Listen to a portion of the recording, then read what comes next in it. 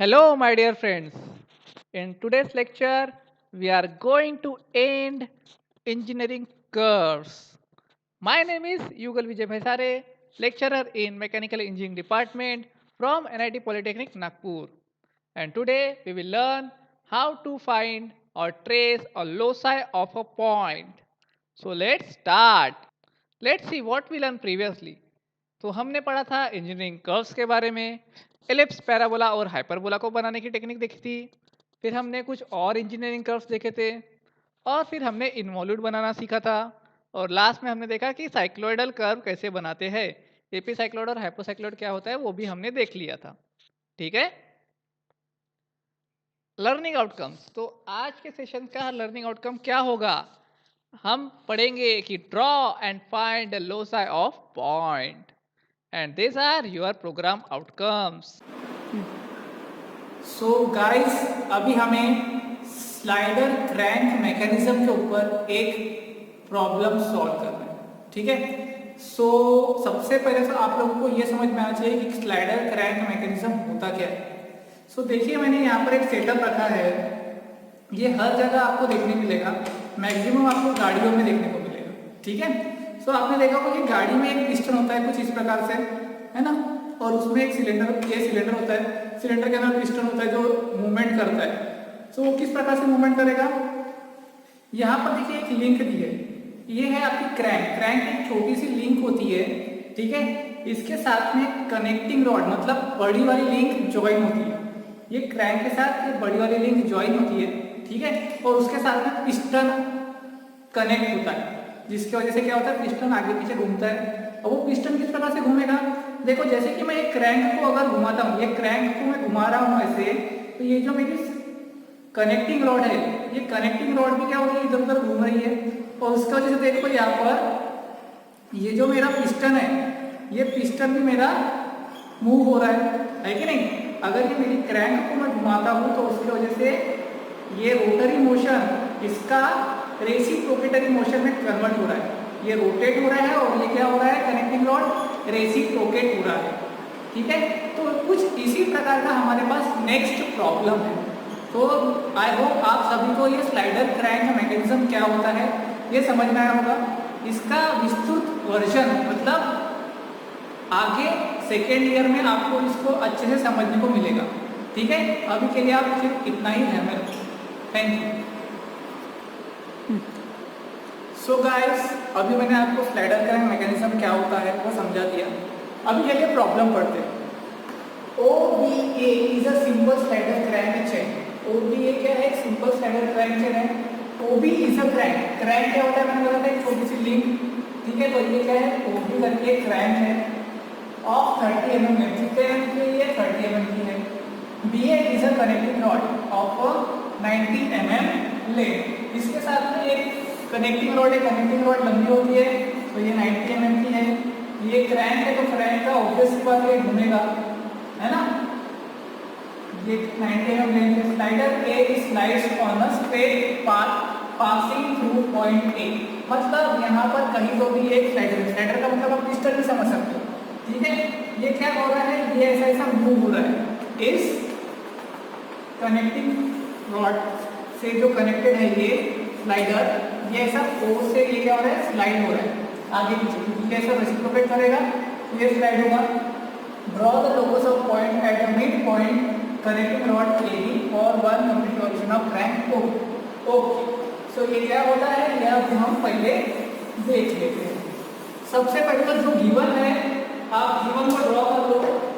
Given में क्या बोला है कि एक क्रैंक है। क्रैंक का नाम क्या है? OB। सो क्रैंक है हमारा OB, क्रैंक OB, जिसका लेंथ कितना है 30 mm। और कनेक्टिंग रॉड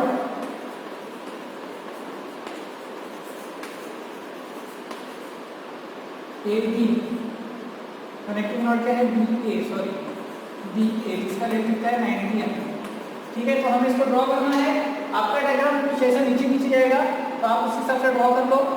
सबसे पहले तो क्रैंक OB कितना है 30 mm, जो 3 सेंटीमीटर का डिस्टेंस लो अपने डिवाइडर में, और यहाँ से एक सर्कल ड्रॉ कर लो।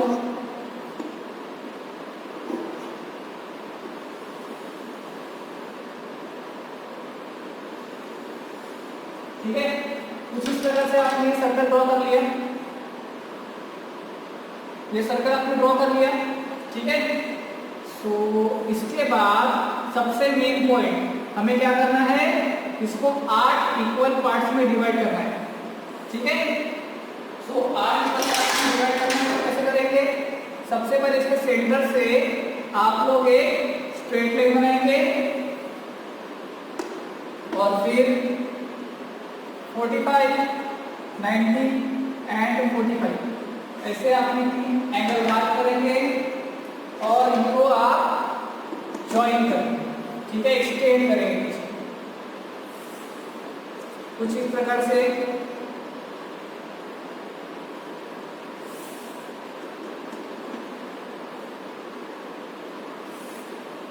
ठीक है, सर्कल बना लिया। ये सर्कल क्या था, हमारा क्रैंक था। देखो क्रैंक का डिस्टेंस कितना दिया था, 30 में। मान लो ये मेरा पॉइंट है O और ये मेरा पॉइंट है A, ये मेरा क्रैंक हो गया OA। ओके, अब मुझे क्या बनाना है, कनेक्टिंग रॉड बनाना है। मैंने इसको 8 पार्ट में डिवाइड कर दिया, मैं इसको नाम देता हूँ 1 2 3 4 5 6 7 and this is the 8। Okay, इतना करने के बाद आपको क्या करना है, आपको ये जो आपकी सेंटर लाइन है, ये सेंटर लाइन से आप लंबी सी एक लाइन ड्रॉ करो। कितने भी सेंटीमीटर, बहुत लंबी लाइन ड्रॉ कर लो। ठीक है, अपने हिसाब से। सो अपने हिसाब से आप एक लंबी सी लाइन ड्रॉ कर लो। ओके, अब आपको क्या करना है, आपको बनाना है कनेक्टिंग रॉड BA। कितना डिस्टेंस है इसका, 90 mm। ठीक है, 90 mm मतलब 9 सेंटीमीटर। आप अपने डिवाइडर में 9 सेंटीमीटर का डिस्टेंस लो, उसको रखो ये 1 वाले पॉइंट पे, मतलब A वाले पॉइंट पर, और यहाँ से ये 9 सेंटीमीटर यहाँ पर एक मार्क कर लो। ठीक है, ये हमारा A पॉइंट था, A पॉइंट पे मैंने रखा इसको और यहाँ पे मार्क कर लिया। तो मुझे यहाँ पर जो मिलेगा, ये पॉइंट होगा मेरा B, और B is nothing but your slider. ये क्या हो रहा है, स्लाइड कर रहा है मेरा, है ना, पिस्टन के जैसे मैंने आपको समझाया था। ये क्या कर रहा है, मेरा स्लाइड कर रहा है इधर उधर। ठीक है, तो अभी आप लोग क्या करेंगे, इसको स्केल से डायरेक्टली आप इसको ज्वाइन करेंगे। सो ये बन गया मेरा क्रैंक, ये बन गई मेरी कनेक्टिंग रॉड, ये बन गया मेरा स्लाइडर। इतना मेरे को डाटा गिवन था। सो ये मैंने अभी तक क्या बनाया है, ये मेरा गिवन डाटा है। अभी तक हमने आगे स्टार्ट ही नहीं किया। अब हम प्रॉब्लम पढ़ते हैं आगे। Draw locus of point at the mid point of connecting rod AB for 1 complete revolution of crank OB। मतलब ये मेरा जो क्रैंक है, ये पूरा एक रिवॉल्यूशन जब घूमेगा, ये मेरा जब पूरा एक रिवॉल्यूशन घूमेगा, तो ये कनेक्टिंग रॉड के ऊपर, ठीक है, यहाँ पर एक गलती हो गई, आप लोगों ने ध्यान नहीं दिया शायद। यहाँ पर आएगा OB, क्रैंक क्या है आपका OB, और कनेक्टिंग रॉड क्या है BA। ठीक है, तो ये OB नाम मिल गया, यहाँ पर मैंने इसको BA नाम मिल गया। क्रैंक क्या है OB 30 mm और BA। ओके, ठीक है, सो ये जो मेरा क्या बोल रहा है यहाँ पे, locus of point at the mid point of connecting rod AB, मतलब ये कनेक्टिंग रॉड का मुझे मिड पॉइंट मार्क करना पड़ेगा। सो 9 सेंटीमीटर का आधा कितना होता है, 4.5। सो मैं यहाँ पर इसको 4.5 पे एक पॉइंट मार्क कर देता हूँ, point B, connecting rod AB for 1 complete revolution of crank OB। मतलब ये मेरा क्रैंक है, ये मेरा क्रैंक जब ऐसा पूरा 1 कंप्लीट रिवॉल्यूशन करेगा, तो ये मेरा पॉइंट B कैसे कैसे मूव करेगा, ये मुझे पता करना है। ठीक है, अब इसको कैसे ड्रॉ करेंगे, तो आप लोग जैसा मैं स्टेप बता रहा हूँ वैसा ही आप करो। 1 से लेकर तो A तक का डिस्टेंस आप मार्क लेकर तो, मतलब 9 सेंटीमीटर। ठीक है, उसको मार्क करने के बाद आप लोग उसको रखो 2 पॉइंट पर। ठीक है, और 2 पॉइंट से यहाँ पर एक डिस्टेंस मार्क कर लो। ठीक है, बहुत सारी लाइन बनने वाली है, इसलिए ध्यान से रखना। 2 से लेकर यहाँ पर एक डिस्टेंस मार्क कर लो। मार्क करने के बाद आप उसको स्केल से ज्वाइन कर लो, लाइक दिस। स्केल से आप इसको ज्वाइन कर लो। करने के बाद इस 9 सेंटीमीटर का आधा स्केल से आप यहाँ पर मार्क करो, इसको नाम दे दो P2। ठीक है, अब 9 सेंटीमीटर का डिस्टेंस तो आपके डिवाइडर में है ही, उसको रखो 3 पॉइंट पे, यहाँ पर रखो, कट कर दो और उसको भी ऐसा ज्वाइन कर लो और उसका भी आप लोग सेंटर यहाँ पे पता कर लो, मतलब 4.5 सेंटीमीटर। ठीक है, अब उसको रखो 4 पॉइंट पे और यहाँ पर उसको मार्क कर लो 4 पॉइंट से और इसका भी आप सेंटर पता कर लो। ठीक है, ये था आपका P3 पॉइंट, ये है आपका P4 पॉइंट। सिमिलरली पांचवें पॉइंट से भी, तो जब आप पांचवें पॉइंट से करोगे तो आपको पता लगेगा कि आपका 3 पॉइंट और 5 पॉइंट क्लैश कर रहा है। ठीक है, तो आप इसको भी ज्वाइन कर लेंगे, इसको भी ज्वाइन कर लेंगे और इसका भी आप सेंटर पॉइंट मार्क कर लेंगे, ये आएगा P5। सिमिलरली फॉर P6 ये भी क्लैश करेगा। ठीक है, ये P6, इसको भी अपन ने ज्वाइन कर दिया और इसका भी आप लोग सेंटर पॉइंट मार्क कर लो P6। अब 7 पॉइंट के लिए, तो 7 पॉइंट के लिए भी आपको उसी प्रकार से ज्वाइन करना है, ये बरोबर आपका यहाँ पर आएगा स्लाइडर के पास, इसको भी आप ज्वाइन करेंगे और इसका भी आप सेंटर पॉइंट पता करेंगे, तो ये आएगा P7 कुछ इस प्रकार से।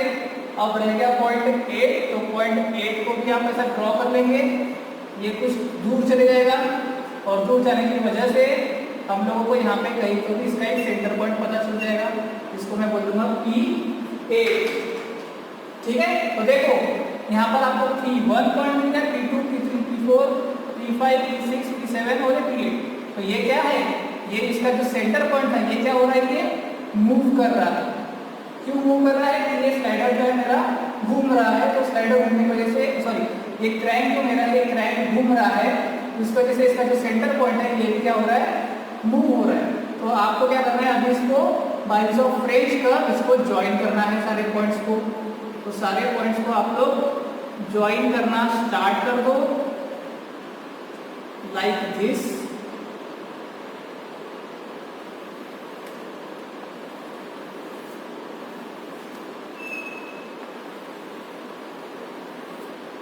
तो आपको देखो कुछ इस प्रकार से एक स्मूथ कर्व मिलेगा। आपको पूरे 1 2 3 4 5 6 7 8 ये पूरे पॉइंट्स आपको ज्वाइन करने के बाद में एक ऐसा स्मूथ कर्व मिलेगा। आपको बार बार घोटना नहीं है उसके ऊपर, आपको सिर्फ एक स्ट्रोक में उसको डार्क लाइन बनाना है। ठीक है, अब आपका क्वेश्चन क्या था, अपने को इसका पाथ ट्रेस करना था। सो ये जो ट्रेस किया हुआ पाथ रहेगा, ये ट्रेस किया हुआ पाथ ही सिर्फ डार्क रखना चाहिए। ये होगा आपका लोकस ऑफ सेंटर पॉइंट। ठीक है, ये ही सिर्फ डार्क रखना चाहिए, बाकी सारा का सारा कंस्ट्रक्शन वर्क है आपका फ्रेंड लिखेगा, तो उसके लिए आप 2H फ्रेंड पेंसिल यूज करो, ये आपको पता है। ठीक है, तो अगर आपको स्लाइडर क्रैंक मैकेनिज्म का प्रॉब्लम आया तो आपको इस प्रकार के स्टेप्स फॉलो करना है। फिर भी आपको दिक्कत जाती है तो आपके पीपीटी में मैं आपको इसके स्टेप्स भी लिखवा के दे दूंगा। ओके, आई होप आप सभी को समझ में आया होगा। नहीं समझ में आया होगा तो एक बार फिर से देखो इसको, और नहीं फिर भी नहीं समझ में आता तो आप मुझसे पूछ सकते हो। Okay, thank you.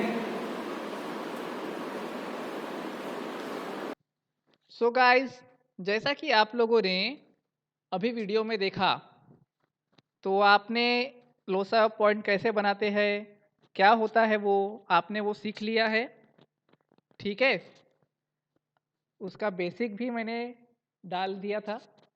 अगर आपको सॉल्यूशन करते समय, सॉल्यूशन बनाते समय कुछ भी दिक्कत जाती है तो यहाँ पर स्टेप्स लिखे हैं, आप इन स्टेप्स को फॉलो कीजिए, आपका डायग्राम बन जाएगा। ठीक है, ये आप सभी को पता है। चलिए आगे बढ़ते हैं। So the unit outcomes achieved, do we learn draw loci of points based on given situation. The summary of today's lecture is to learn how to draw a loci of point, and these are your program outcomes achieved. So that's all from today's lecture. Thank you. Keep learning. Happy learning.